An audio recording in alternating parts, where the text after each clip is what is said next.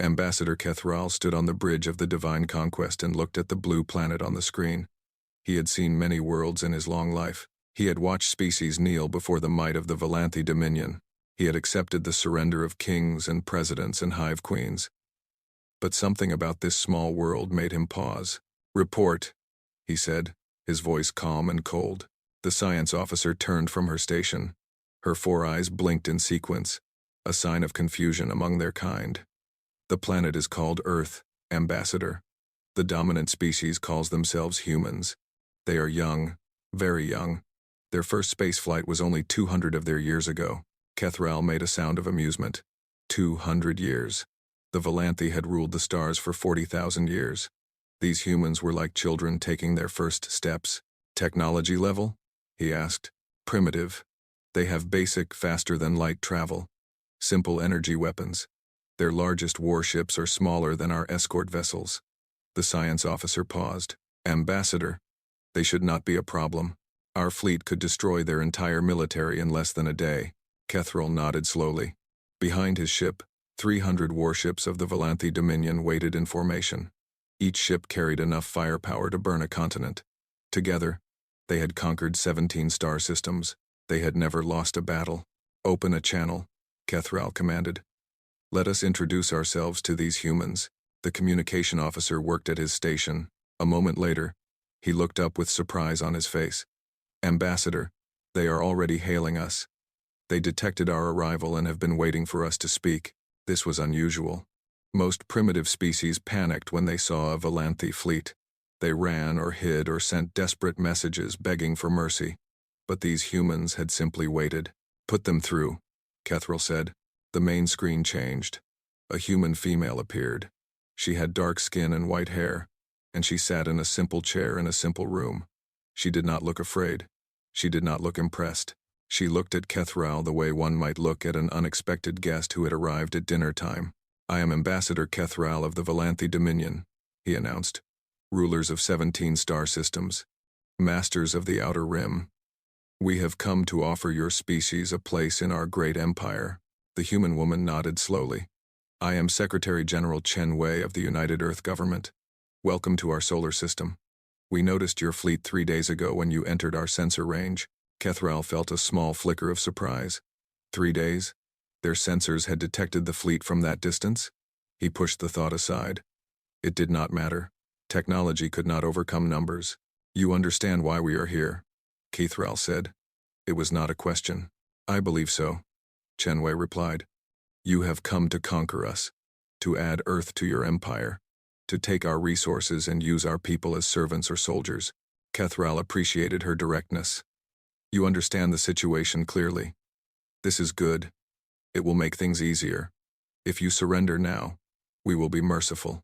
Your people will serve the Dominion. But they will live. If you resist." He let the threat hang in the air. Chen Wei was quiet for a moment. She seemed to be thinking carefully about her next words. When she spoke, her voice was calm and steady. "Ambassador Kethral, I must ask you a question.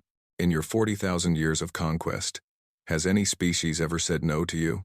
The question was so unexpected that Kethral almost laughed. "Many have tried to resist. All have failed. The Dominion is supreme. This is the natural order of the galaxy." "I see," Chen Wei said. "Then let me be clear, Ambassador. Earth says no." Silence fell on the bridge. Every officer turned to stare at the screen. Kethral felt his 4 hearts beating faster. This tiny species, with their primitive ships and their young civilization, was refusing the Dominion? "You do not understand what you are saying," Kethral said slowly. "Look at your sensors. Count our ships. We have 300 warships in your system. Your entire fleet numbers less than 50 vessels. This is not a negotiation. This is an offer of mercy." Chen Wei smiled. It was a small smile, almost sad. "Ambassador, I have a message for you from the people of Earth. It is very simple. Go home. Leave our system. Do not return. If you do this, no harm will come to you or your fleet." Kethral stared at her. He had lived for over 500 years. He had negotiated with hundreds of species. He had never heard anything like this. "Is this a joke?" he demanded. "Are you trying to buy time? Do you think reinforcements will save you? We have no reinforcements coming. Chen Wei said. "We need none. I am giving you a warning, Ambassador. A final warning. Take your ships and go home. Tell your masters that Earth is not available for conquest. Tell them to find easier prey." Kethral felt anger rising in his chest. This human was insulting him, insulting the Dominion, insulting 40,000 years of glorious history. "Very well," he said coldly. "You have chosen death for your species. When we are finished, there will be nothing left of your civilization but ashes and memories." End transmission. The screen went dark. Kethral turned to his officers. They were all watching him, waiting for orders. "Battle formation," he commanded. "All ships prepare for combat. We will teach these humans the price of defiance." The fleet began to move. 300 warships spread across space in perfect formation, their weapons charged with deadly energy, their crews prepared for the slaughter to come. On the planet below, cities continued their normal business. People went to work, children went to school, families ate dinner together. They knew the aliens were coming. They knew war was about to begin. But there was no panic, no fear. The people of Earth went about their lives as if nothing unusual was happening. This confused the Volanthi officers greatly. They had conquered many worlds. They had seen species react to invasion in many ways, but they had never seen a species simply ignore them. "Ambassador," the tactical officer reported, "the humans are launching ships. 47 vessels, all smaller than our cruisers." Kethral watched the human fleet form up between Earth and the Dominion armada. It was like watching insects prepare to fight a fire. Brave, perhaps, but utterly hopeless. "Destroy them," Kethral ordered. The divine conquest fired first. A beam of concentrated plasma crossed the distance between the fleets in seconds. It struck the lead human ship directly, and did nothing. Kethral leaned forward in his command chair. "Report. Why is that ship still there?" The weapons officer was frantically checking his instruments. "I do not understand." "Ambassador." The beam hit the target. Full power. It should have vaporized the ship completely. But our sensors show no damage. None at all. "Fire again," Kethral commanded. All forward batteries. The divine conquest unleashed its full firepower. Dozens of plasma beams, missile salvos, and kinetic rounds poured toward the human fleet. Other Dominion ships joined the attack. The space between the two forces filled with enough destructive energy to crack a moon. When the light faded, the human ships remained, untouched, unharmed. They had not even moved. Fear began to creep into Kethral's hearts. This was impossible. This was against everything he knew about physics and warfare. No shield could stop that much firepower. No armor could survive such an assault. "Ambassador," the sensor officer shouted. "The human ships are moving. They are coming toward us." The human fleet advanced. They moved slowly, almost casually, closing the distance between themselves and the Dominion armada. As they flew, a transmission came through on all frequencies. It was Secretary General Chen Wei again. Her face was calm, but there was something in her eyes now. Something cold and hard. "Ambassador Kethral," she said.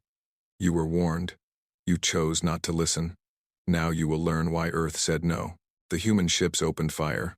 Kethral had never seen weapons like this. There was no visible beam, no missile trail, no warning at all. One moment, a Dominion warship was there.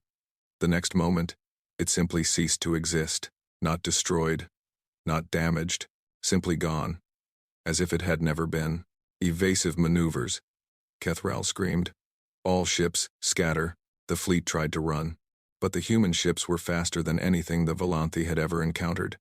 They moved through the Dominion formation like predators through a herd, and everywhere they went, ships disappeared. On the bridge of the Divine Conquest, alarms screamed. Officers shouted reports that made no sense. Ships were vanishing from the fleet register faster than anyone could count. "How many have we lost?" Kethral demanded. The tactical officer looked up with terror in his eyes. 112 ships, Ambassador. Destroyed in less than 2 minutes. And we have not damaged a single human vessel. Kethral felt the universe shift around him. In 40,000 years, the Dominion had never faced an enemy they could not defeat. They had weapons that could shatter planets. They had shields that could withstand the heart of a star. They were the masters of the galaxy. And these humans, these primitive children, who had only been in space for 200 years, were destroying them without effort. "Retreat," Kethral whispered. Then louder. "All ships, retreat. Jump to hyperspace. Get us out of here." The remaining Dominion ships tried to run. Their hyperspace drives powered up. Their navigation systems calculated escape routes. But something was wrong. The drives activated, but the ships did not move. They remained trapped in normal space, unable to flee. "Ambassador, our hyperspace drives are not working," the engineering officer reported, his voice shaking. "Something is blocking them. Some kind of field surrounds the entire fleet." The human ships continued their attack. 200 ships gone now. Then 250. The mighty Volanthi fleet was being erased from existence. Kethral watched the destruction with growing horror. He thought about his homeworld. He thought about his family. He thought about the 40,000 years of Dominion history that would end here, in this forgotten corner of the galaxy, against an enemy they had dismissed as primitive. Then, suddenly, the attack stopped. The human ships pulled back. They formed a line between the remains of the Dominion fleet and Earth. They did not fire again. A communication request came through. Kethral accepted it with trembling hands. Secretary General Chen Wei appeared on the screen once more. She looked exactly as she had before. Calm, patient, unafraid. "Ambassador Kethral," she said, "you have 47 ships remaining. We have disabled your hyperspace drives, but we will release them shortly. You will be able to return home." Kethral could barely speak. "Why? Why did you stop? Why not destroy us all?" "Because we are not like you," Chen Wei replied. "We do not kill when we do not have to. We do not conquer. We do not enslave. We only wanted to be left alone. You would not allow that. So we showed you what happens when Earth is threatened." "What are you?" Kethral whispered. Chen Wei was quiet for a moment. "We are human," she said finally. "We are young, as you said.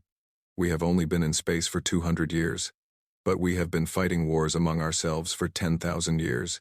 We have had time to think about weapons, about defense, about survival. While your species was conquering the stars, we were learning how to survive against ourselves. Perhaps that is why we are different." Kethral did not understand. He could not understand. His entire worldview was shattered, and he did not know how to rebuild it. "Go home, Ambassador," Chen Wei continued. "Tell your masters what happened here. Tell them that Earth is not available for conquest. Tell them that any ship that enters our system with hostile intent will not leave. And tell them this: we wish no war with the Dominion. We wish no war with anyone. But we will defend ourselves. Always. Without mercy. Without hesitation." The transmission ended. Kethral sat in his command chair for a long time. Around him, his surviving officers worked in shocked silence. They collected escape pods from destroyed ships. They counted the dead. They tried to understand what had happened. Finally, the hyperspace drives came back online. The blocking field had been released, just as Chen Wei had promised. "Take us home," Kethral ordered. His voice sounded old and tired. The 47 surviving ships of the Volanthi fleet limped into hyperspace. They left behind the wreckage of 253 warships. They left behind the bodies of over 2 million soldiers. They left behind their pride, their certainty, their belief in Dominion supremacy. The journey home took 3 weeks. During that time, Kethral barely left his quarters.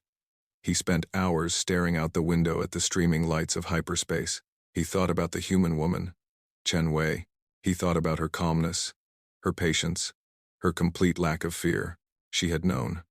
From the very beginning, she had known how the battle would end. She had tried to warn him. She had given him a chance to leave peacefully, and he had refused, because he could not imagine that a primitive species could defeat the mighty Dominion. When the fleet finally reached the homeworld, Kethral was summoned before the High Council. He stood in the great chamber where so many conquered species had knelt in surrender. He told his story. He showed the recordings from the battle. He described the weapons that could make ships simply disappear. The council listened in growing silence. When Kethral finished, no one spoke for a long time. Finally, the first among equals, the ruler of the entire Dominion, rose from his throne. He was ancient, over 2,000 years old, and he had seen the empire grow from a single planet to 17 star systems. He had never known fear in his long life, but fear was in his eyes now. "What do you recommend, Ambassador?" the first among equals asked. Kethrall took a deep breath. "I recommend that we never contact Earth again. I recommend that we declare their entire region of space forbidden. I recommend that we forget they exist and hope they forget about us." Murmurs of disbelief filled the chamber. The Dominion did not run from anyone. The Dominion did not hide from anyone. The Dominion was supreme, but the first among equals nodded slowly. "I agree," he said. "Send word to all our territories. The Sol system is forbidden. Any ship that approaches that region will be considered lost. The humans are not to be disturbed." 1 month later, a message reached Earth from the Valanthy Dominion. It was brief and formal. It acknowledged the misunderstanding during first contact. It expressed hope for peaceful relations in the future. It formally recognized Earth's sovereignty over its solar system and all surrounding space for a distance of 500 light-years. Secretary General Chen Wei read the message in her office. She smiled slightly and put it aside. There was other news that morning. News from across the galaxy. News about a great empire that had been humiliated by a primitive species. News about humans and their mysterious weapons. News about a small blue planet that had said no to the masters of 17 star systems. The Galactic Senate convened for the first time in 400 cycles. Representatives from hundreds of species gathered to discuss a single topic: the humans of Earth. "What do we know about them?" asked the Senate Speaker. "Very little," admitted the chief intelligence analyst. "They are young. They are small. They have only 47 warships. And they destroyed over 250 Valanthy vessels in less than 30 minutes. Fear spread through the Senate chamber. The Valanthy were not the strongest power in the galaxy, but they were among the strongest. If humans could destroy them so easily, what chance did anyone else have? "What do they want?" someone asked. "Unknown. They have made no demands. They have not attempted to expand beyond their system. They simply asked to be left alone." The Senate debated for days. Some wanted to send their own fleets to test human defenses. Some wanted to offer alliance and friendship. Some wanted to declare the entire region around Earth as forbidden space and pretend the humans did not exist. In the end, they decided to wait and watch. They sent probes to the edge of human space. They listened to human communications. They studied everything they could learn about this strange young species. And slowly, a terrible realization began to spread through the galaxy. Something dangerous lived in the Orion Arm. Something that even the mightiest empires could not defeat. Something that had looked at the masters of the galaxy and simply said no. The humans were not interested in conquest. They did not seem interested in power or territory or domination. They only wanted to be left alone. But no one believed that would last forever. Sooner or later, the humans would turn their eyes outward. Sooner or later, they would want more. And when that day came, the galaxy would change forever. 3 years had passed since the Valanthy disaster. The galaxy had watched and waited. Spy probes circled at the edge of human space. Intelligence agencies collected every scrap of information they could find. Scientists studied the recordings from the battle again and again, trying to understand the weapons that had destroyed an entire fleet. But the humans did nothing. They did not expand. They did not threaten their neighbors. They built colonies on the moons of their own planets. They improved their ships. They went about their lives as if nothing unusual had happened. This confused the galaxy greatly. Every other species that had gained such power had immediately used it. They had conquered their neighbors. They had built empires. They had reached for the stars with hungry hands, but not the humans. They seemed content to stay in their little corner of space. They seemed to have no ambition beyond their own solar system. Some species found this comforting. Perhaps the humans truly wanted only peace. Perhaps they would never become a threat. Others found it terrifying. A species powerful enough to destroy the Valanthy fleet without trying, content to stay home and build. That was not natural. That was not how the universe worked. They must be planning something. The Galactic Trade Consortium watched the humans with great interest. The consortium was not a military power. They had no warships, no armies, no weapons of conquest. Instead, they had something far more powerful: money. The consortium controlled trade routes across the galaxy. They set prices for everything from rare metals to slave labor. They loaned money to governments and collected interest that would last for generations. They had brought more species under their control through debt than any empire had conquered through war. Director Voss Halen sat in his office on the consortium headquarters station and studied the reports about Earth. He was a mercanti, a species known for their business skills. His people had helped found the consortium thousands of years ago. They had built it into the largest economic power the galaxy had ever seen. Interesting, Voss muttered as he read the latest intelligence. Very interesting. His assistant, a young mercanti named Telia, looked up from her desk. Director? The humans have no interstellar trade, Voss explained. They have no connections to galactic markets. They have no access to standard technologies. They are completely isolated. Is that not what they want? Talia asked. Perhaps. But isolation is expensive. They must develop everything themselves. They must mine their own resources. They must build their own factories. Voss smiled, showing rows of sharp teeth. And that means they are vulnerable. Talia frowned. Director, the Volanthi tried to conquer them.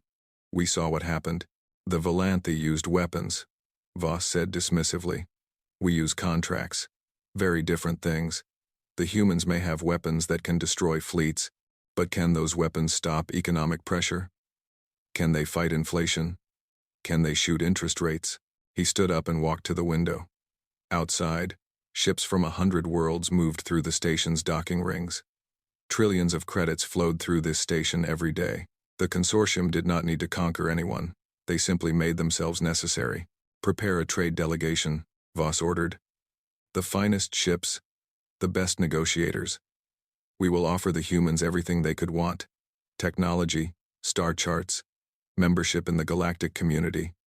And in exchange, we will ask only for fair trade agreements and modest protection fees. Protection fees? Talia asked carefully. Protection from what? Voss smiled again. From the dangers of the galaxy. Of course. Piracy, political instability, economic uncertainty. The universe is a dangerous place, especially for a young species. We are simply offering to help them navigate these dangers, for a reasonable price. 3 months later, a consortium trade fleet arrived at the edge of human space. 20 ships, each one a flying marketplace. They carried samples of goods from across the galaxy. They carried contracts written by the finest lawyers the consortium employed. They carried dreams of profit that made Voss Halen's 4 hearts beat faster. The humans greeted them politely. They allowed the fleet to enter their system. They welcomed the consortium representatives to Earth. Director Voss Halen himself led the delegation. He stepped off his shuttle onto a landing pad in a city called Geneva and looked around with interest. The city was pleasant enough. Trees lined the streets. People walked to work or rode in vehicles that floated above the ground. It was all very primitive by galactic standards, but not unpleasant. A human woman waited to greet him. She was tall and thin, with gray hair and eyes the color of steel. She wore a simple blue suit and carried no visible weapons. Director Halen, she said, extending her hand. Welcome to Earth. I am Trade Minister Sarah Okonkwo. Voss took her hand carefully. He had studied human customs. A handshake was a greeting, a sign of good faith. He found the gesture oddly intimate. Thank you, Minister, he replied. The consortium is honored to begin negotiations with your species. Over the next several weeks, the negotiations proceeded. Voss was impressed by the humans. They were smart and careful. They asked good questions.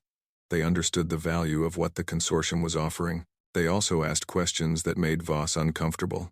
Tell me about the Volanthi Dominion, Minister Okonkwo said one afternoon. They were sitting in a conference room overlooking a lake. Sunlight sparkled on the water. Before they attacked us, what was their relationship with the consortium? The Volanthi are valued customers, Voss replied carefully.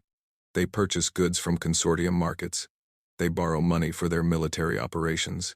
And when they conquer a new species, what happens? The consortium helps integrate the new territory into the galactic economy. We establish trade routes. We provide loans for reconstruction.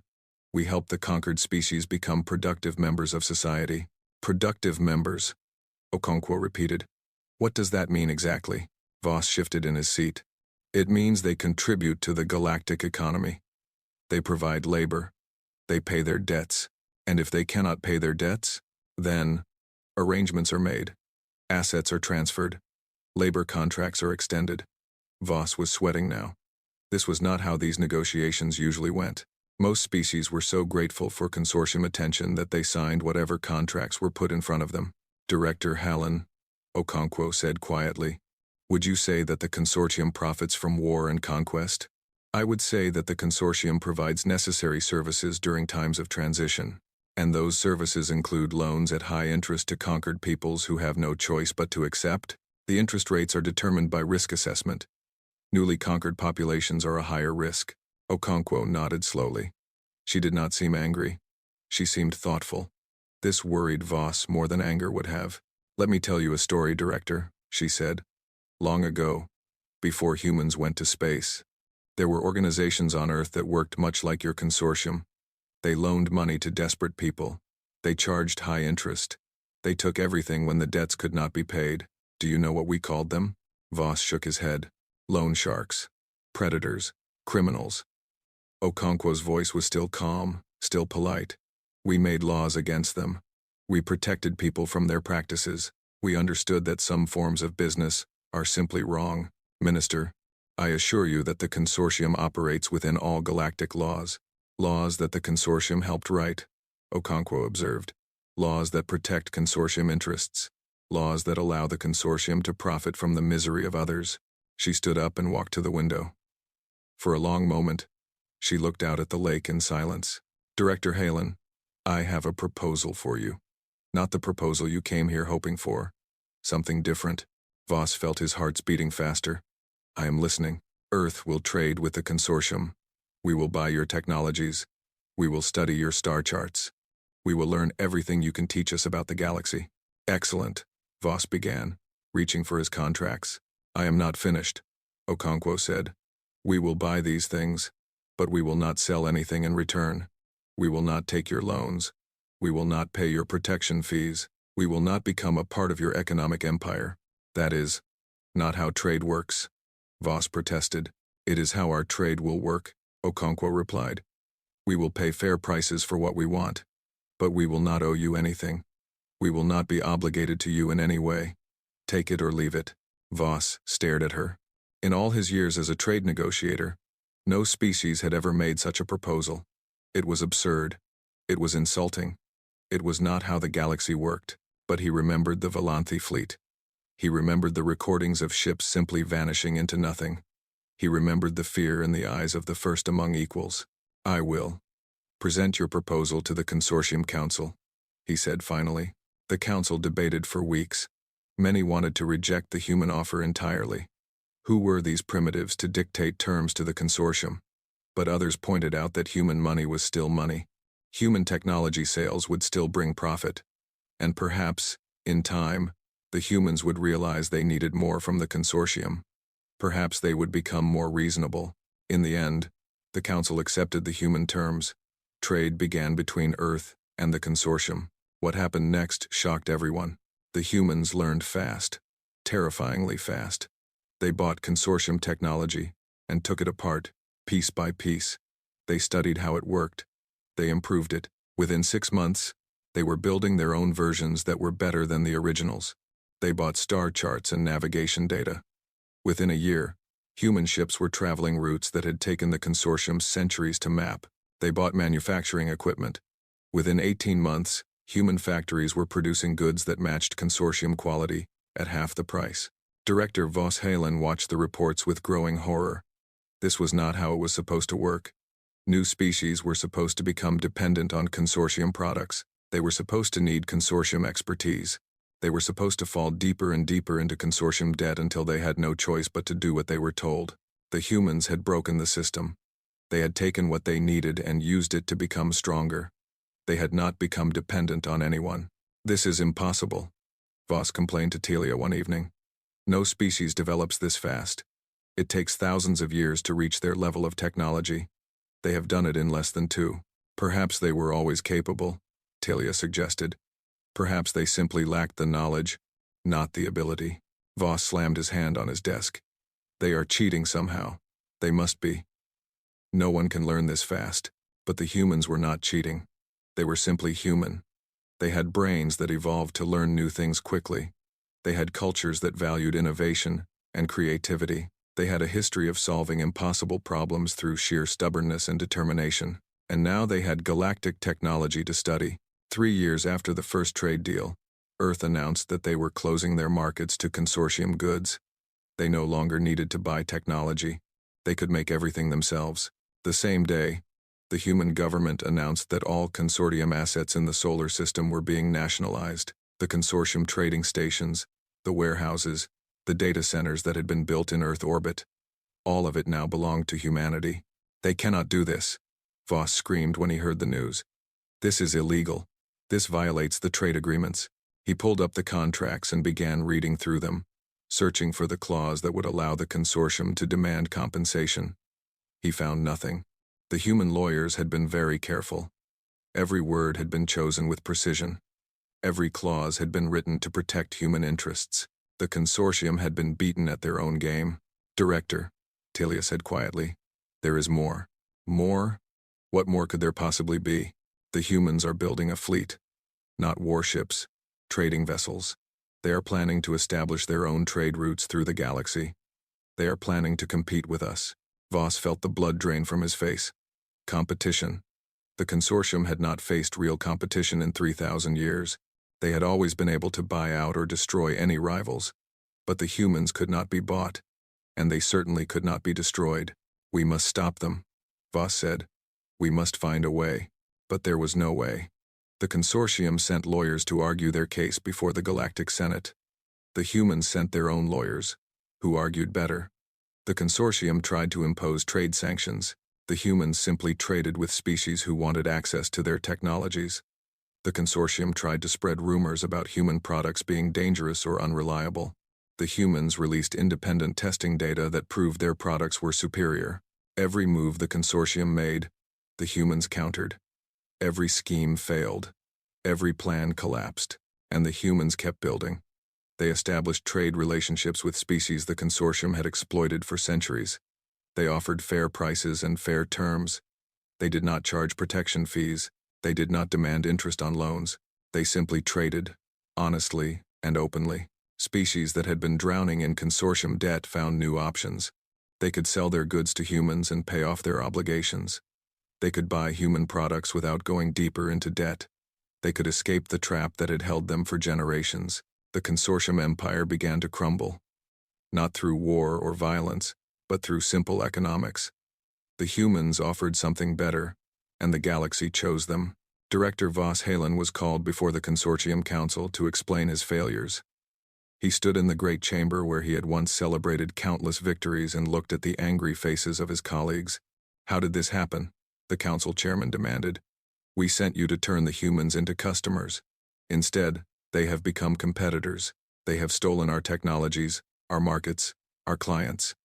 Explain yourself. Voss had no explanation. He had done everything correctly. He had followed all the standard procedures. The humans should have become dependent on the consortium, like every other species before them. The humans are different, he said finally. They do not respond to our methods. They learn too fast. They adapt too quickly. They cannot be controlled through debt or dependency because they refuse to be dependent on anyone. Then find another way, the chairman ordered. Use force if you must. Voss shook his head. We have no force to use. The consortium has no military. We have always relied on others to provide that. And after what happened to the Volanthi, no one will attack Earth on our behalf. No one. The council fell silent. For the first time in 3,000 years, they faced a problem they could not solve with money. They faced an enemy they could not buy or bankrupt. They faced a species that played by different rules. Then what do we do? The chairman asked quietly. We adapt, Voss replied. We learn from them. We become better. Or we die. The consortium did not die, but it changed. Over the following decades, it reformed its practices. It stopped the predatory loans. It lowered its interest rates. It began offering fair trade terms to all species. It had no choice. The humans were competing with them, and the humans were winning. The only way to survive was to become more like them. On Earth, Trade Minister Sarah Okonkwo watched the changes with quiet satisfaction. She had not planned any of this when she first sat down with Director Voss Halen. She had simply wanted to protect her people from exploitation, but the results had been better than she could have imagined. The consortium had been humbled. Species across the galaxy had been freed from debt. A new era of fair trade was beginning, and Earth had barely tried. A message arrived from the Galactic Senate. It was a formal complaint filed by the consortium, accusing Earth of unfair trade practices. The irony was not lost on Okonkwo. She filed the message without responding. There were more important things to worry about. Human ships were now traveling throughout the galaxy. Human goods were being sold on 100 worlds. Human ideas about fairness and freedom were spreading like fire through dry grass. The galaxy was changing. The old powers were weakening. The oppressed were finding their voices. And at the center of it all, one small blue planet continued to grow stronger, not through conquest, not through war, simply by offering something better. Some species called it the human trade revolution. Others called it the beginning of the end for the old order. But on Earth, they called it something simpler: good business, and they were just getting started. In the halls of the Galactic Senate, representatives whispered to each other about the humans. They had watched the Volanthi fleet destroyed. They had watched the consortium humiliated. They were beginning to wonder what the humans would do next. Whatever it was, they were certain of one thing: the galaxy would never be the same. The humans had looked at the masters of the stars and refused to kneel. They had looked at the engines of economic exploitation and broken them. They had looked at the way things had always been done and simply said no, and no one could stop them. The Krethax hive mind had existed for longer than most species could imagine. It had no beginning that anyone remembered. It had no history that anyone had recorded. It simply was, and it had always been. 1 billion years of hunger stretching back into the darkness of time. The hive mind was not like other species. It did not negotiate. It did not trade. It did not form alliances or sign treaties. It only had one purpose: to feed. It moved through the galaxy like a plague, consuming everything in its path. Entire civilizations had been devoured. Countless worlds had been stripped to bare rock. The hive mind took everything and left nothing behind. No one knew how many Krethax there were. Billions. Trillions. Perhaps more. Each one was small, no larger than a human hand. They looked like insects with too many legs and mouths full of needle teeth. Individually, they were nearly mindless. But together, connected through the hive mind's vast consciousness, they became something terrible. The hive mind had noticed the humans. It had watched the Volanthi fleet burn. It had observed the consortium's humiliation. It had seen this small species from a small planet defy the powers of the galaxy. And it had felt something new, something it had not felt in a very long time: interest. The hive mind did not fear the humans. It had existed for 1 billion years. It had consumed species with weapons far more advanced than anything the humans had shown. It had survived threats that made the Volanthi fleet look like toys. Whatever the humans could do, the hive mind was confident it could survive. But there was something else. Something about the humans that drew the hive mind's attention. They were small, like the Krethax. They had evolved on a single world, like the Krethax. They had spread across their star system and were beginning to reach for others, like the Krethax had done long ago.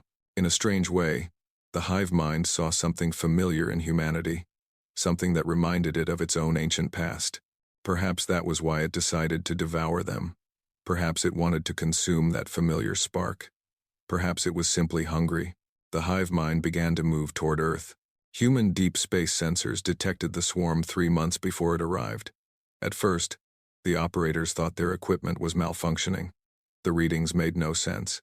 They showed millions of contacts moving through space in perfect formation, then tens of millions, then hundreds of millions. When the full scope of the swarm became clear, even the most experienced officers felt fear. "How many?" Admiral Chenwei asked. She had been Secretary General during the Volanthi attack, but she had since returned to military service. She preferred the simplicity of warfare to the complexity of politics. "We cannot get an exact count," her sensor officer replied. "The swarm is too dense, but our estimate is between 5 and 7 billion individual organisms." Chenwei was silent for a long moment. The Volanthi had brought 300 ships. The humans had destroyed them easily. But this was something different. This was not a fleet. This was a living tide, vast beyond imagination. "What do we know about them?" she asked. "They are called the Krethax. They are controlled by a single consciousness called the hive mind. They have been active in the galaxy for at least 1 billion years. In all that time, no species has ever successfully defended against them. They simply overwhelm everything through numbers. Weapons? Each individual organism can spit a highly corrosive acid. In sufficient quantities, it can eat through any known material. The swarm as a whole can also generate electromagnetic pulses that disable technology. Chenwei nodded slowly. This was bad. Very bad. The weapons that had destroyed the Volanthi fleet were designed for ship-to-ship combat. They could erase a warship from existence, but they could not fire fast enough to stop billions of individual organisms. "Get me a connection to Earth Command," she ordered. "We need to have a conversation about Project Prometheus." Project Prometheus had been born in the years following the Volanthi attack. Human scientists had studied the weapons that had saved Earth, trying to understand how they worked. What they found had terrified them. The weapons were not human. Not entirely. They had been discovered, buried deep beneath the ice of Antarctica, in a structure that was at least 300 million years old. Someone had visited Earth long before humans evolved. Someone had left behind technology that defied everything humanity understood about physics. Human scientists had spent decades studying the alien devices. They had learned to activate some of them. They had learned to aim them, but they did not understand how they worked. The principles behind the weapons were simply beyond human science. Project Prometheus was the effort to change that. The best minds on Earth had been brought together to unlock the secrets of the ancient technology. They had made progress. Slow and painful progress. They had learned things about the universe that challenged everything they believed. And they had built new weapons. Weapons based on principles they barely understood. Weapons that could do things that should have been impossible. Now, with the Krethak swarm approaching, those weapons would be tested for the first time. Admiral Chenwei stood on the bridge of the human flagship, the Earth's Resolve, and watched the swarm approach. On the display screens, it looked like a dark cloud spreading across the stars. Billions of organisms moving with a single purpose, coming to consume everything she loved. "All stations report ready," her executive officer announced. "Project Prometheus is online and awaiting your command." "What exactly are we activating?" Chenwei asked. She had been briefed on Project Prometheus, but the scientists had struggled to explain their work in terms she could understand. "The scientists call it a reality anchor," the XO replied. "It creates a field that stabilizes the laws of physics. Within the field, certain things become possible that should not be possible anywhere else." Such as moving stars. Chenwei turned to stare at her XO. "Moving stars? You mean actual stars, like our sun?" "Yes, Admiral. The technology allows us to manipulate gravitational fields on an enormous scale. We can move objects that should be immovable. We can change the shape of space itself." Chenwei thought about this for a long moment. The implications were staggering. With such power, humanity could reshape the galaxy. They could create new solar systems. They could destroy old ones. They would be limited only by their imagination. "Does the hive mind know about this?" she asked. "We do not believe so. The technology has never been used outside the solar system. The Krethaks have no way of knowing what we can do. Then let's keep it that way for as long as possible." Chenwei turned back to the display screens. The swarm was closer now. She could see individual organisms on the enhanced images. They were horrible things, all teeth and claws and hunger. "Open a channel," she ordered. "Let's see if we can talk to them." The communication officer worked at his station. After a moment, he looked up with confusion on his face. "Admiral, I'm getting a response, but it's strange. It's not coming from any single point. It seems to be coming from the entire swarm at once." "Put it through." The bridge speakers crackled with static. Then a voice emerged. It was not a normal voice. It sounded like millions of voices speaking in perfect unison, creating a single word at a time. "We are the hive mind." Chenwei felt a chill run down her spine. She had faced enemies before. She had fought in wars and seen terrible things, but she had never felt anything like the presence she sensed now. The hive mind was vast beyond comprehension. It was old beyond understanding, and it was utterly alien in a way that made even the Volanthi seem familiar. "I am Admiral Chenwei of the United Earth Defense Force," she replied. "You are approaching our territory without permission. I am ordering you to stop." Silence. Then the terrible chorus of voices spoke again. "We do not Stop. We consume. It is our purpose. If you attack Earth, you will be destroyed, Chen Wei warned. The hive mind made a sound that might have been laughter. It came from millions of throats at once, a horrible chittering that filled the bridge speakers. Many have said this. All have been wrong. We have existed for 1 billion years. We have consumed species with weapons beyond your imagination. You are young. You are small. You will be food. Last warning, Chen Wei said quietly. Turn back now, or face the consequences. We will consume your worlds. We will devour your children. We will feast on your memories. And when you are gone, we will forget to you ever existed. Chen Wei closed her eyes for a moment. She had tried. She had given them a chance. It was more than the hive mind deserved, but it was what humanity believed in. Always offer peace first. Always give the enemy a chance to walk away. But some enemies would never walk away. Some enemies could only be stopped one way. End transmission, she ordered. Then to her weapons officer, activate Project Prometheus. Target the center of the swarm. Deep in the heart of Earth's resolve, ancient machines hummed to life. Power flowed through circuits that human engineers barely understood. Reality itself began to bend around the ship, stretching and twisting in ways that defied normal physics. On the display screens, something appeared in the center of the Krethax swarm. At first, it looked like a point of light. Then it began to grow. It became a sphere, then a larger sphere, then something so bright that the sensors could not properly display it. What is that? Chen Wei asked. We've created a localized pocket of altered space, her science officer explained. Within that pocket, we've changed the physical constants. Things that should happen very slowly are now happening very quickly. We've essentially created a small star from the ambient matter in the swarm. The new star expanded. Billions of Krethax organisms were caught in its blazing embrace. They burned instantly, reduced to ash and then to nothing. The swarm tried to scatter, but the star was growing too fast. It consumed everything within millions of kilometers. Then it did something impossible. It began to move. The star accelerated toward the densest part of the swarm, sweeping through the Krethax formations like a broom sweeping aside dust. Wherever it went, organisms died. The swarm that had seemed infinite was being thinned, carved apart by a weapon that should not exist.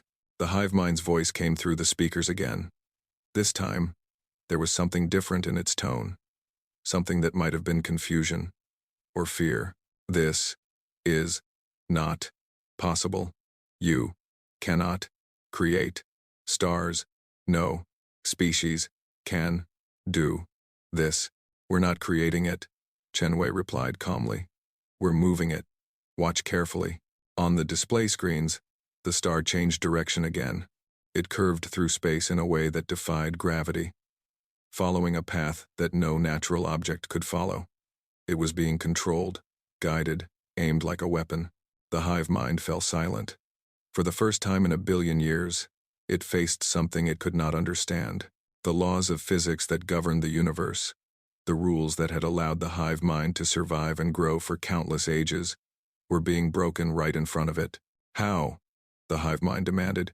How are you doing this?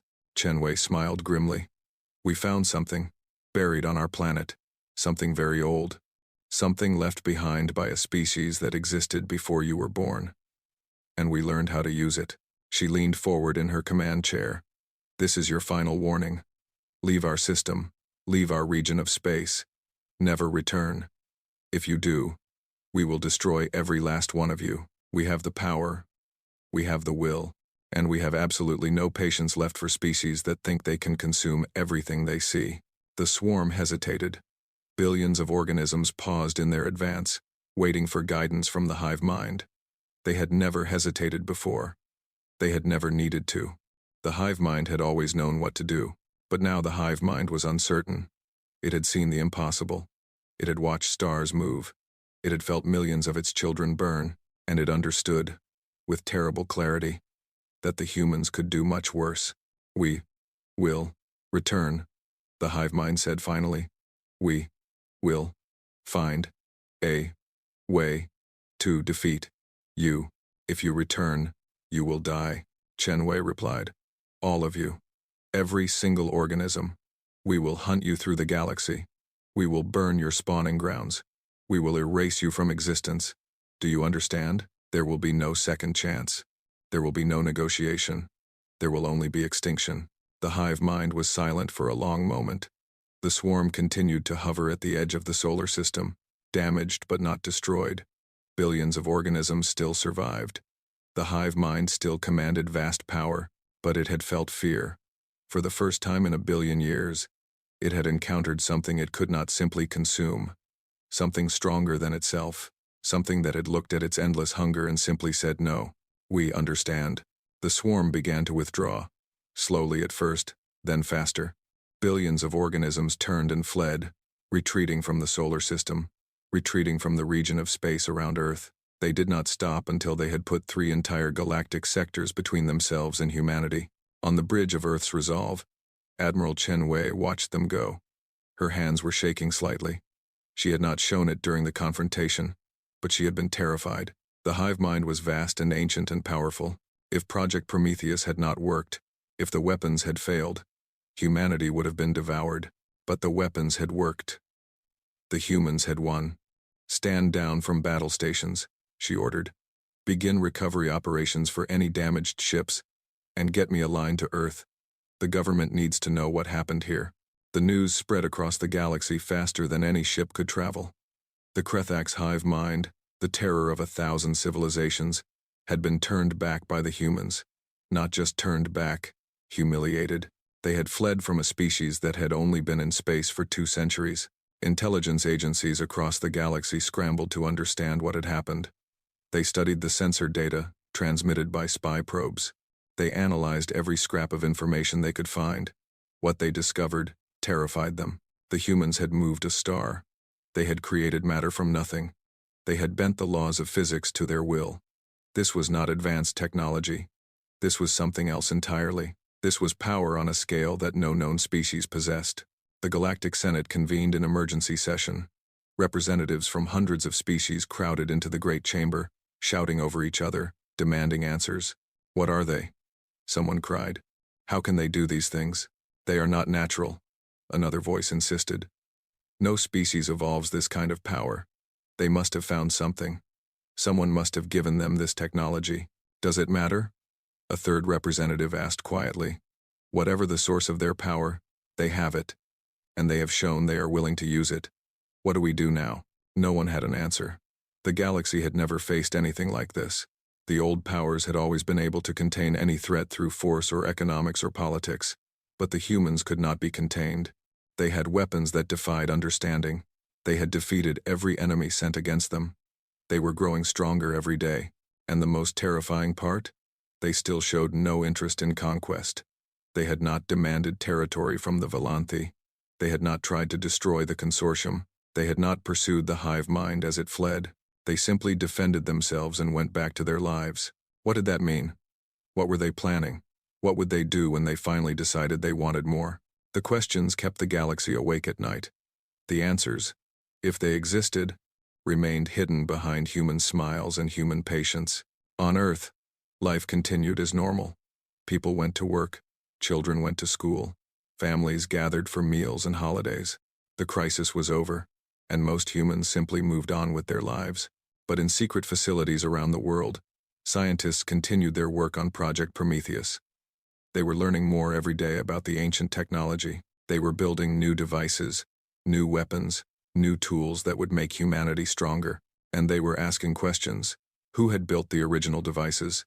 Why had they been left on Earth? What had happened to the species that created them? Were they still out there somewhere, watching? The answers remained elusive. But the humans kept searching. They kept learning. They kept growing, somewhere in the depths of space. The hive mind brooded. It had fled from Earth, but it had not forgotten. It was old and patient, and very, very hungry. Perhaps, given enough time, it would find a way to overcome the humans. Perhaps it would discover the secret of their power. Perhaps it would return, but not today, not tomorrow, not for a very long time. The humans had earned their place among the stars. They had faced the greatest terror the galaxy had ever known and stood their ground. They had shown the universe that humanity was not to be trifled with. And this was only the beginning. 20 years had passed since the hive mind fled from Earth. The galaxy had changed in ways that no one could have predicted. The old powers still held their thrones, but their grip was weakening. Something new was rising, and it bore a human face. It began quietly. A human colony here, a trade agreement there. Nothing that seemed threatening. Nothing that demanded attention from the great empires and federations that ruled the stars. The first colony was established on a world called New Haven, 300 light-years from Earth. It was a small world, barely habitable, circling a dim red star. No one else wanted it. The humans settled it anyway, building domed cities and underground farms. Within 5 years, New Haven was thriving. Then came New Hope, then Frontier, then Horizon. Human colonies spread through the galaxy like seeds scattered by the wind. They appeared in forgotten corners of space, on worlds that other species had dismissed as worthless. The humans did not care. They built homes wherever they could find room. The Galactic Senate watched with growing unease. Human expansion was not aggressive. The humans did not take territory from other species. They did not demand tribute or submission. They simply settled empty worlds and minded their own business. But the pattern was troubling. The humans were everywhere now. Their ships traveled the trade routes. Their merchants sold goods on 100 worlds. Their language was becoming the common tongue of commerce. Without firing a shot, without threatening anyone, humanity was becoming one of the most widespread species in the galaxy. Senator Vethka of the Olani Collective studied the expansion maps with worried eyes. The Olani had been a major power for 10,000 years. They controlled 40 star systems and commanded fleets of thousands of warships. But looking at the maps, Vethka felt something she had never felt before. Uncertainty. They are surrounding us, she said to her advisors. Not with weapons, with colonies, with trade routes, with influence. They pose no military threat, one advisor replied. Their fleet is still small compared to ours. Is it? Vethka asked sharply. We saw what they did to the Volanthi. We saw what they did to the hive mind. Do you really believe their fleet is as small as it appears? The advisor had no answer. They are building something, Vethka continued. Not an empire. Something else. Something we do not understand. And by the time we figure out what it is, it may be too late to stop them. She was right to be worried. The humans were building something, but it was not what any of the old powers expected. It started with the Talani. They were a small species, only 3 colonies, living under the oppressive rule of the Volanthi Dominion. For centuries, they had served as laborers and soldiers for their masters. They had no rights. They had no hope. They existed only to serve. Then a human merchant ship arrived at their world. The captain, a woman named Maria Santos, spent a week trading goods and learning about the Talani. What she learned made her angry. This is wrong, she told her crew. These people are slaves in everything but name. The Volanthi take everything they produce and give nothing back. What can we do about it? Her first officer asked. We cannot fight the Dominion. No, Maria agreed. But we can help the Talani fight for themselves. She began smuggling. Not weapons, ideas. Books about human history. Stories about revolutions and freedom movements. Guides to organizing resistance. Information about legal systems and rights and democracy. She gave the Talani something they had never had before. Knowledge. Other human merchants did the same on other worlds. They visited the oppressed and the forgotten. They shared stories and information. They planted seeds of change wherever they went. The old powers did not notice at first. What harm could a few books do? What threat could ideas pose to empires that had lasted for thousands of years? But ideas are dangerous things. They spread from mind to mind, growing stronger with each generation. They cannot be killed with weapons or stopped with walls. They are the most powerful force in the universe. On Talani Prime, A young leader named Kethri read the human books and dreamed of a different future. He organized meetings in secret. He spread the ideas to others. Within 10 years, he had built a movement that spanned all 3 Talani colonies. Then came the day of rebellion. The Talani rose up against their Volanthi masters. They seized control of their own governments. They declared independence, and when the Volanthi sent ships to crush them, they found the humans waiting. Not human warships, human witnesses, human reporters, human diplomats who broadcast everything to the entire galaxy. The Volanthi Dominion is about to commit genocide, the human ambassador announced on every communication channel. They are sending their fleet to murder billions of innocent people whose only crime is wanting freedom. The galaxy is watching. History is watching. What you do next will define you forever. The Volanthi hesitated. They were used to crushing rebellions in secret, far from the eyes of the galaxy. But now, everyone was watching. Every species, every government, every citizen with access to a communication screen was seeing what they did. In the end, the Volanthi withdrew their fleet. They could not risk becoming known as murderers before the entire galaxy. The Talani won their independence without a single shot being fired, and the humans had shown what they could do without using any of their terrible weapons. They had used something far more powerful: the truth. The same pattern repeated across the galaxy. Oppressed species learned about freedom. They organized, they resisted, and when their masters came to crush them, the humans were there, watching and recording and broadcasting. The old powers began to panic. Their empires were built on exploitation. They needed slave labor and tribute, and fear to survive. But fear was fading. The oppressed were learning that they did not have to submit. They were learning that there was another way. The Galactic Senate held emergency meetings almost every month now. The great powers accused each other of weakness. They blamed each other for failing to stop the humans. They proposed military action, economic sanctions, diplomatic isolation. Nothing worked.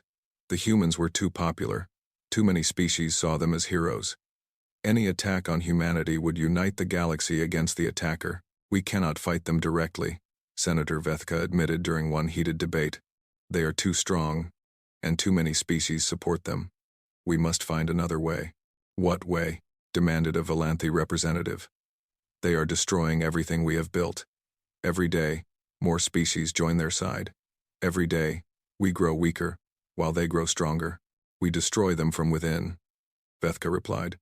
We send assassins. We sabotage their ships. We spread lies about them. We turn their allies against them. The plan was approved unanimously. The old powers would work together for the first time in history to destroy their common enemy. They would use every tool at their disposal. Spies, saboteurs, propaganda, murder, whatever it took to stop the humans. The first assassination attempt came 3 months later. A bomb was planted on a human colony ship carrying families to a new settlement. 3,000 people died, including 600 children. The galaxy waited for the human response. Surely, now the humans would unleash their terrible weapons. Surely, now they would burn the worlds of those responsible. Instead, the humans announced an investigation. They tracked the bomb to a Volanthi intelligence agent. They presented their evidence to the Galactic Senate. They demanded justice through legal channels. The Volanthi denied everything. The Senate refused to act. The humans' allies were outraged, but the old powers had enough votes to block any resolution. 3 weeks later, the Volanthi agent who had planted the bomb disappeared. His body was never found. Neither were the bodies of his 3 supervisors, his commanding officer, or the 7 politicians who had approved the operation. No one knew how the humans had done it. There were no witnesses, no evidence, no traces. The Volanthi officials simply vanished one night and were never seen again. A message arrived at the Volanthi capital the next morning. It was unsigned, but everyone knew who had sent it. Justice has been served. Do not test us again. We do not forget. We do not forgive. But for those who choose peace, we will be the best friends you ever had. The assassination attempt stopped. The sabotage stopped. The old powers pulled back, terrified of what the humans might do next. But the humans did not attack. They did not invade. They simply continued what they had been doing all along, building, helping, spreading ideas of freedom and justice wherever they went. The coalition of free worlds formed quietly, without announcement or ceremony. It began as a loose alliance of species that had been freed from oppression. They traded with each other. They defended each other. They shared technology and resources and ideas. The humans did not lead the coalition. They did not want to. Instead, they served as advisors and protectors. They offered their help to anyone who wanted it and asked for nothing in return. Within 5 years, the coalition had grown to include over 200 species. Many of them had been slaves or subjects of the old powers. Now they were free, independent, and growing stronger every day. The Galactic Senate watched the coalition with fear. Here was the threat they had always worried about. The humans were not building an empire for themselves. They were building an alliance that could challenge the entire established order. We must act now, Senator Vethka urged, before it is too late. We must unite our forces and destroy the coalition while we still can. With what forces? Another senator asked bitterly. Half our client species have joined the coalition. Our armies are half the size they were 20 years ago. And even if we gathered everything we had, could we defeat the humans? Could we even slow them down? No one answered. They all knew the truth. The humans had changed the game. Military power meant nothing when your subjects refused to fight. Economic strength meant nothing when everyone traded with your enemies. The old powers still held their thrones, but their kingdoms were crumbling beneath them. On Earth, the human government met to discuss the future. The old leaders had given way to new ones, but the policy remained the same: help others, ask nothing in return, and never compromise on justice. President David Okonkwo, the grandson of Trade Minister Sarah Okonkwo, studied the reports from across the galaxy. The coalition was growing. The old powers were weakening. Everything was going according to plan. But there was a problem. The Senate is preparing something, his intelligence director reported. We do not know what exactly, but all the major powers are involved. They are pooling resources, sharing intelligence, coordinating in ways we have never seen before. A military strike? Okonkwo asked. Possibly. But it may be something else, something more subtle. They know they cannot defeat us in open warfare. They may be planning something different. Okonkwo nodded slowly. The humans had always known this day would come. The old powers would not give up without a fight. They would try everything to stop the changes sweeping the galaxy. Increase security on all coalition worlds, he ordered. Double our intelligence gathering, and prepare our ambassadors. I think we are about to receive some visitors. He was right. 3 weeks later, a delegation from the Galactic Senate arrived at Earth. They came not with weapons but with offers. They wanted to negotiate. The humans agreed to meet them. The negotiation took place in Geneva, in the same building where Trade Minister Okonkwo had once confronted Director Vos Halen. The galactic delegation included representatives from every major power: Valanthi, Olani, Mercanti, and a dozen others. They sat across the table from President Okonkwo and his advisors, and they made their offer. We will recognize the independence of all coalition worlds, the lead negotiator said. We will end all economic sanctions. We will sign treaties guaranteeing free trade and free passage. In exchange, we ask only that humanity limit its expansion. No new colonies, no new alliances, no new interference in our internal affairs. Okonkwo listened carefully. It was a generous offer. By galactic standards, the old powers were willing to give up a great deal to stop the changes that threatened them. But it was not enough. Tell me, Okonkwo said quietly, what happens to the species still under your control? The ones who have not yet joined the coalition? Will they remain slaves? Will they continue to suffer? The negotiator shifted uncomfortably. Internal matters are the concern of each individual power. We cannot dictate how others treat their subjects. Then we have nothing to discuss. Okonkwo stood up from the table.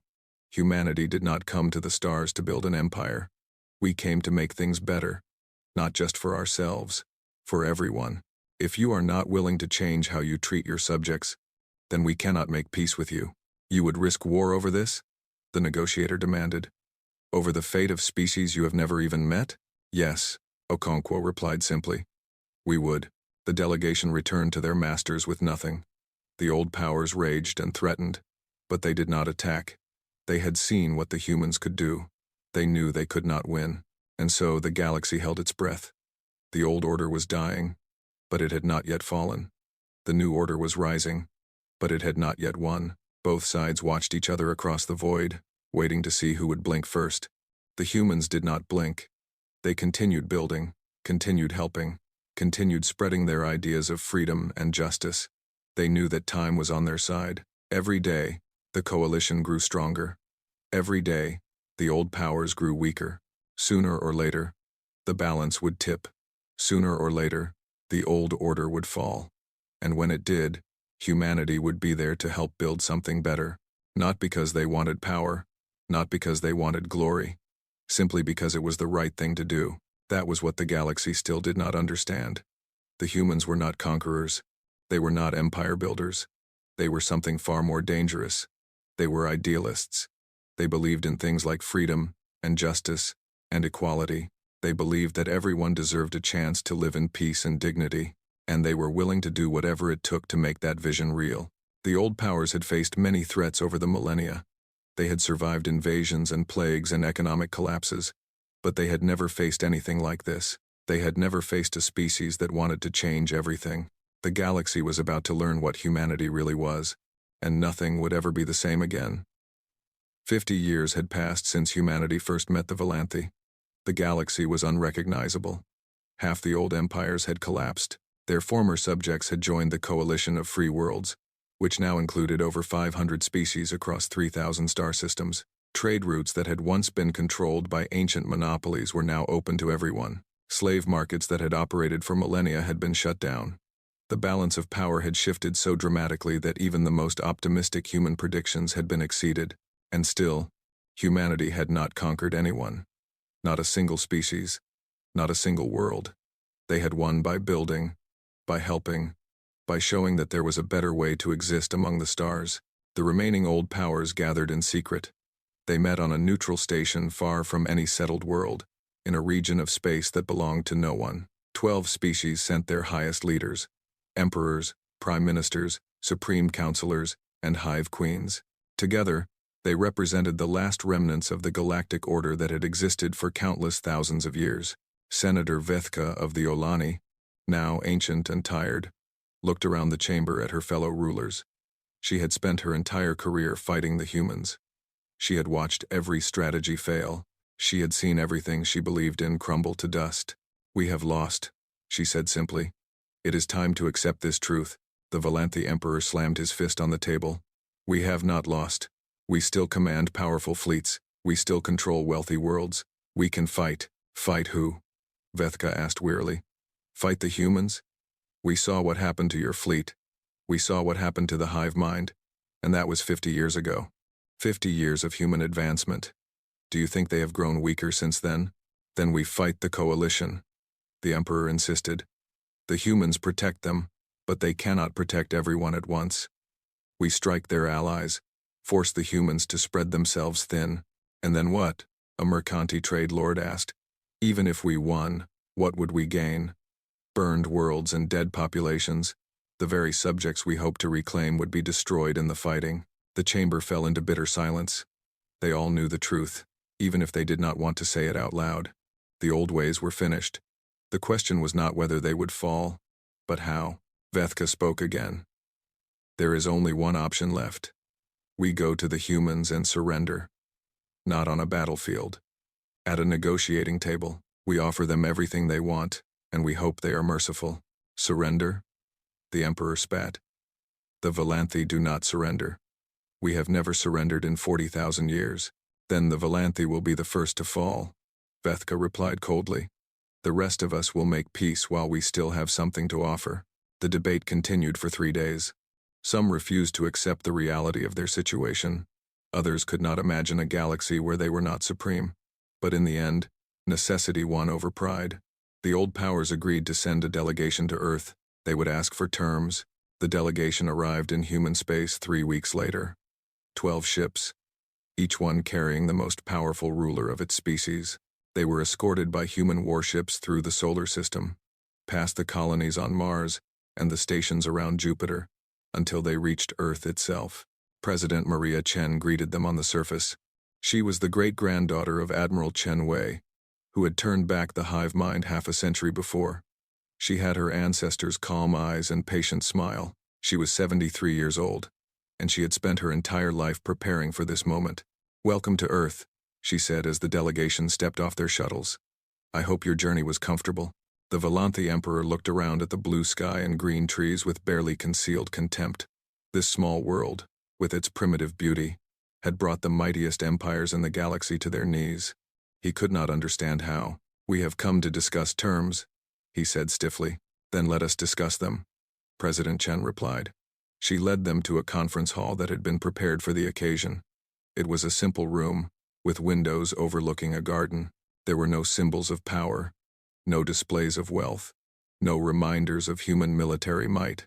Just comfortable chairs and a table with water and refreshments. The delegates took their seats. President Chen sat across from them, with her advisors arranged behind her. She did not look triumphant or arrogant. She looked the way she always looked, kind, patient, and utterly certain of what she wanted. Senator Vethka spoke first. President Chen, we have come to acknowledge reality. The old order is dying. We cannot stop the changes sweeping the galaxy. We ask only for mercy. Spare our peoples. Allow us to maintain some dignity. We will give you whatever you want. What do you think we want? Chen asked quietly. The delegates looked at each other in confusion. This was not how negotiations usually worked. The victor made demands. The defeated agreed or faced destruction. That was how it had always been done. We assumed you would want territory, Vethka said. Resources, tribute, perhaps revenge for the wrongs we have done. We want none of those things, Chen replied. The confusion deepened. Then what do you want? Name your price. Take our territories. Accept our surrender. Just tell us what will make you stop. President Chen reached into her coat and withdrew a slim document. She placed it on the table in front of the delegates. It was written in simple language, translated into every major galactic tongue. This is what we want, she said. Not territory, not wealth, not revenge. Just this. Senator Vethka picked up the document with trembling hands. She read the title aloud. The Universal Charter of Sentient Rights. Read it, Chen encouraged. Take your time. The delegates read. The document was not long, but every word carried weight. It established basic rights for all sentient beings, regardless of species. The right to life, the right to freedom, the right to speak and think and believe without fear, the right to participate in decisions that affected their lives, the right to be treated with dignity. This is impossible, the Volanthi Emperor said flatly. Our empire is built on hierarchy, on service, on the proper order of species. If we implement this charter, everything falls apart. Your empire is already falling apart, Chen replied. This charter does not destroy anything. It simply recognizes what has already become true. The oppressed will no longer submit. The slaves will no longer serve. You can fight this reality, or you can accept it, but you cannot change it. And if we refuse? Vethka asked. Chen's expression did not change. Then we continue as we have been. We help the oppressed. We shelter the refugees. We spread ideas of freedom wherever we go. Eventually, your empires collapse entirely, and your peoples are left to rebuild without any guidance or protection. She paused, letting the implications sink in. Or, she continued, you sign the charter. You begin reforms. You treat your subjects as equals, instead of servants, and in exchange, humanity offers something we have never offered anyone before. Partnership, full access to our technology, full membership in the coalition, full protection against any external threat. You would share your weapons? The Volanthi Emperor leaned forward, suddenly interested. The weapons that destroyed our fleet? The weapons that turned back the hive mind? Not weapons, Chen corrected. Technology. Medicine that can cure any disease. Energy systems that can power worlds forever. Construction methods that can build habitats in the void of space. We have developed wonders that could benefit every being in the galaxy. But we will not share them with empires built on suffering. The delegates were silent. They had come expecting demands for tribute and territory. Instead, they were being offered something far more valuable, but with conditions that challenged everything they believed. How do we know you will keep your word? Vethka asked. How do we know you will not use this charter to weaken us, then conquer us when we are vulnerable? Chen smiled gently. Senator, if we wanted to conquer you, we would have done it 50 years ago. We have the power. We have always had the power. We could have burned your worlds, enslaved your peoples, built an empire greater than any the galaxy has ever seen. We chose not to. We chose to help instead. We chose to build instead. We chose to wait until you were ready to change. Why?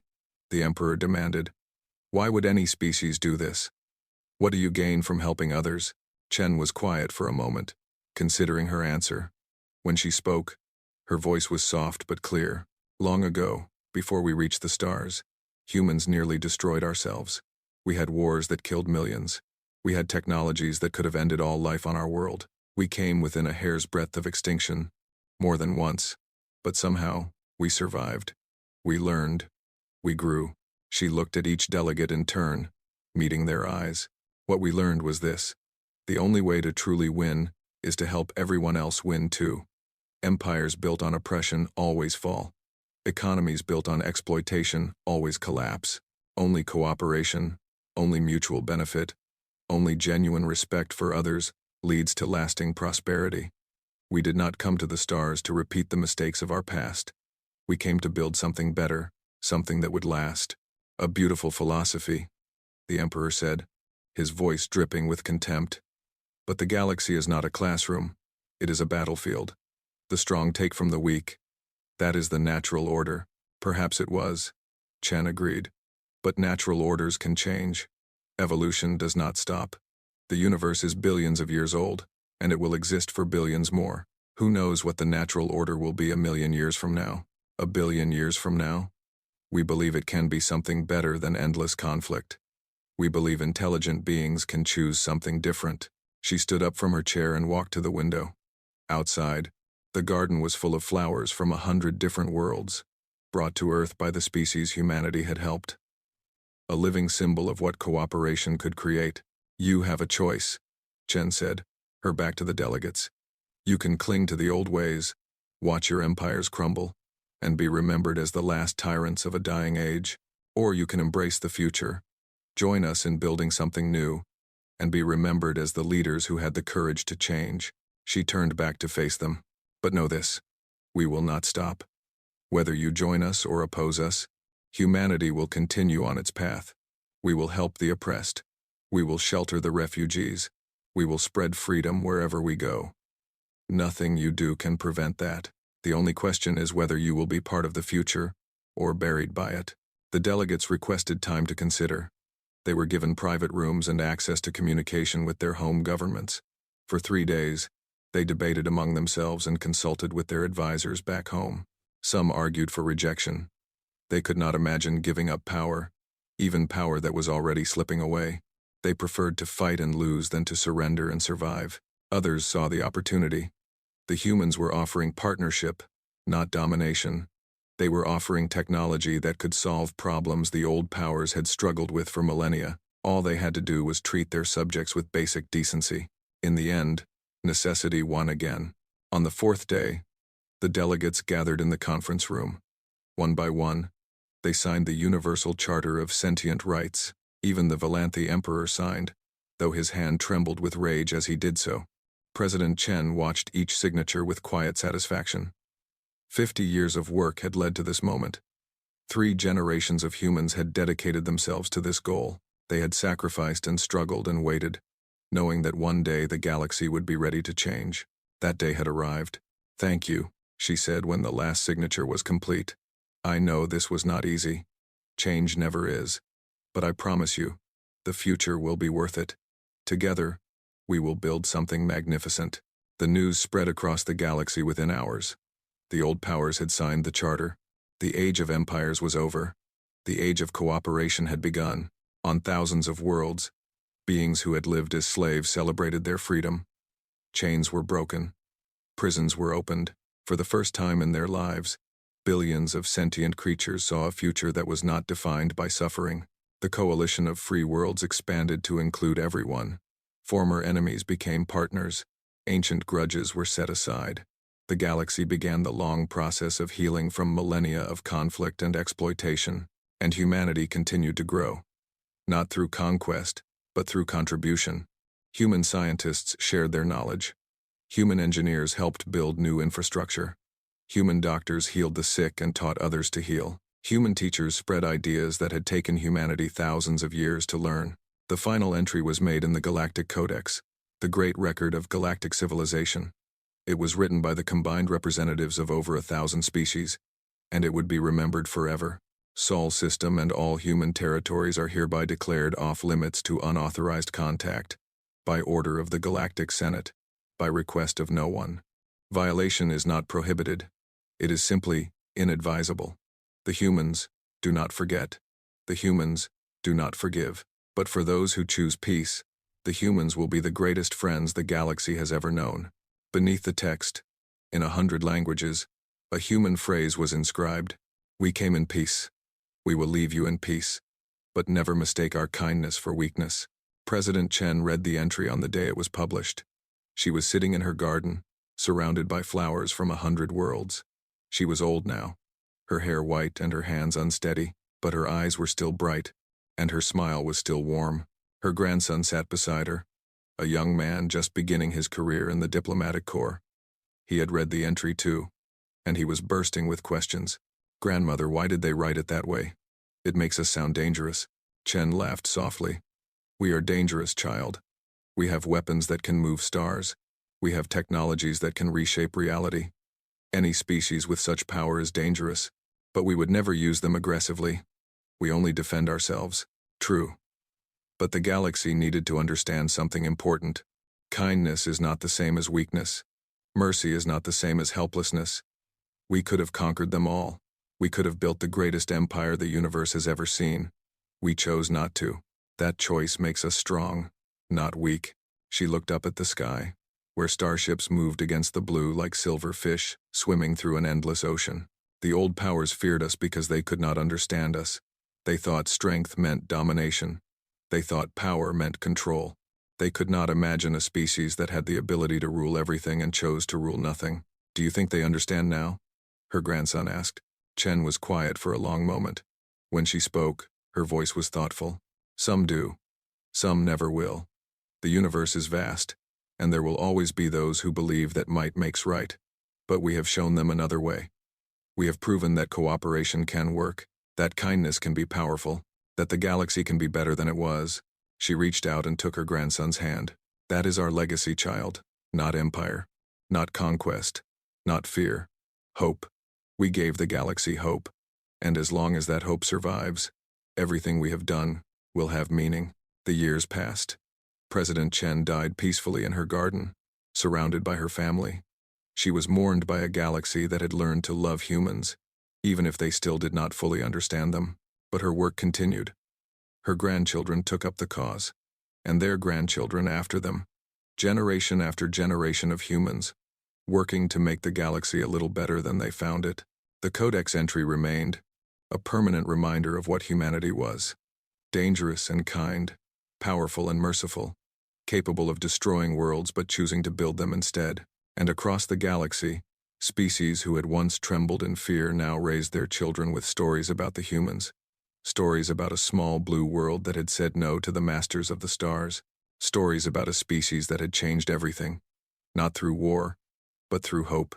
They called it the human age. And it was only beginning. Far away, in the depths of space, the hive mind watched. It had waited for 50 years, growing stronger, learning from its mistakes. It had not forgotten the humans. It had not forgiven them. Someday, perhaps, it would return, but not today. Today, the humans were too strong. Today, the galaxy was united behind them. Today, there was hope, and against hope, even the hive mind could not prevail. The stars burned on, as they always had and always would. Civilizations rose and fell. Species were born and died. The universe continued its endless dance of creation and destruction. But on one small blue world, circling an ordinary yellow star, something special had happened. A species had reached for the stars and found something greater than power. They had found purpose, to help, to build, to hope. That was humanity's gift to the galaxy, and it would never be forgotten.